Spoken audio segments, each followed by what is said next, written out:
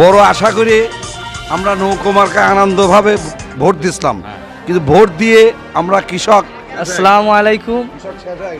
পিজের বাজার গত হাটের থেকে প্রায় 6 থেকে 700 টাকা প্রতি মনে কমেছে। কৃষকের অবস্থা খুব নাজেহাল।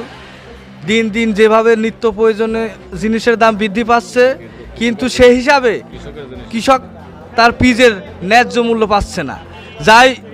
যাই কতদিন পাচ্ছিল, যতদিন আজকের থেকে প্রায় 600-700 টাকা মনে কমেছে।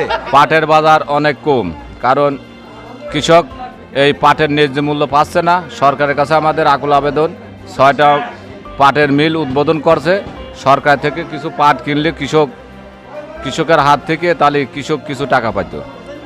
আর এই পাটের বাজার মোটামুটি 3000 টাকা মিনিমাম হলে গিয়ে কৃষকের কিছু খরচটা ওঠে।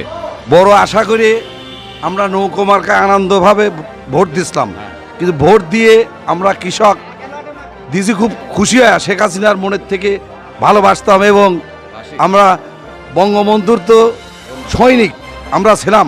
তাই আপনার দয়া করে শেখ হাসিনার কাছে আমরা আকুল আবেদন,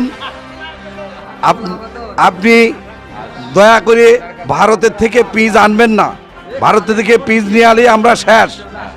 কোনো দ্রব্য দাম কমে না, চেনির দাম কমে না, আলুর দাম কমে না, কোনো দাম কমে না, আর শুধু পেঁয়াজের পার কম।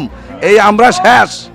পিস কৃষকের জিনিসের পার শেখ হাসিনা যদি সারা জীবন আমরা তার বলতে পারবো না, যদি আমাদের কৃষকের উপর ন্যায্য মূল্য দেয়, আমরা তো এই পিস খেত আর করতে পারবো না। এবার পুঙ্গা যেমন এইভাবে যদি দাম কমে যায়, পাটের যে হারে দাম ডে বাই দিন কমে যাচ্ছে, কৃষক সারের দাম বৃদ্ধি, সাথে সাথে যে শ্রমিকের নেয় সেই শ্রমিকের দামও বেশি।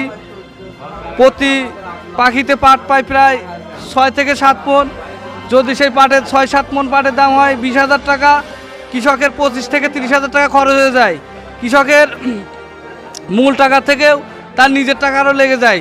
তাই অতি অবিলম্বে জানানো যাইতেছে যে সরকার যেন এই পাটের দাম, পেঁয়াজের দাম যেন বৃদ্ধি করে। এটা আমাদের সরকারের কাছে দাবি।